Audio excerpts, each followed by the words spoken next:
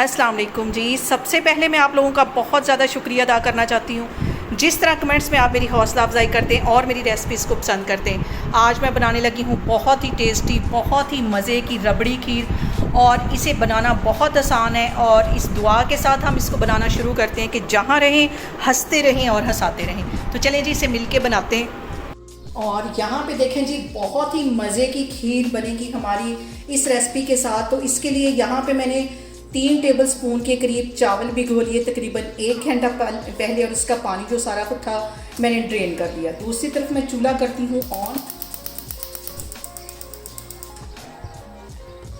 यहाँ पे देखें जी, चूल्हे के ऊपर रख दी है मैंने कढ़ाई और इसके अंदर मैं डाल दूँगी 1 टेबलस्पून के करीब देसी घी। इस तरीके से आप खीर बनाएं, बहुत ही मज़े की, बहुत क्रीमी हमारी और बहुत रिचनेस वाली हमारी क्रीम तैयार होगी। और अब इसके साथ ही ये जो मैंने चावल भिगो के रखे हुए थे, पानी इसका मैंने ड्रेन कर दिया है, ये इसमें चले जाएंगे। और 2 मिनट के लिए घी के साथ हमने चावलों को अच्छी तरह फ्राई कर लेना है। बहुत मज़े का टेस्ट होगा, आप इस तरीके से खीर बनाएं। मिक्स कर लेना इसको। 2 मिनट के लिए मैं अच्छी तरह भून लूँगी। और यहाँ पे देखें जी, चावलों को देसी घी के साथ भूनते हुए मुझे 2 मिनट हो गए। इस पॉइंट पे आके मैं तकरीबन 1.5 किलो के करीब ये कच्चा दूध है, ये इसमें चला जाएगा। बॉयल किया हुआ ये दूध नहीं, कच्चा दूध इसमें मैं यूज़ करने लगी हूँ ताकि हमारा जो खीर का फ्लेवर है वो बहुत मज़े का है।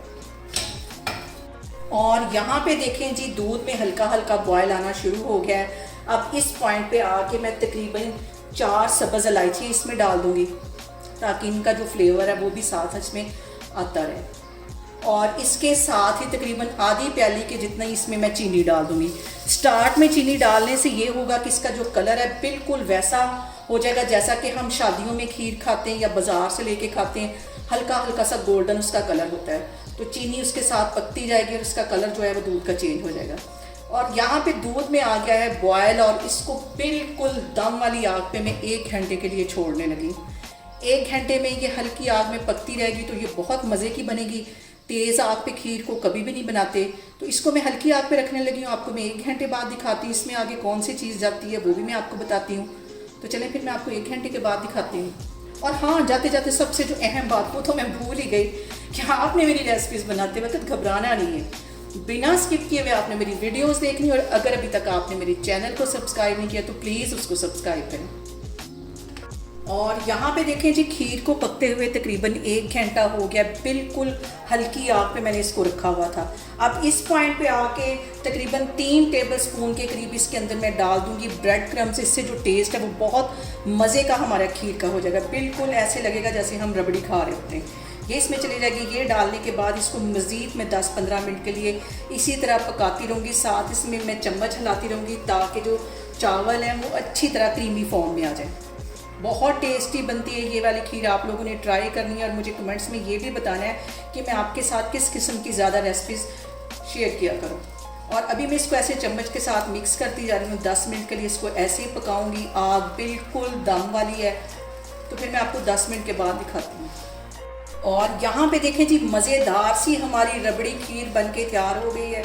चूल्हा यहाँ पे मैं बंद करती हूँ और एक साइड पे मैंने मिट्टी के बर्तन रखे हैं इसको डिश आउट करने के लिए।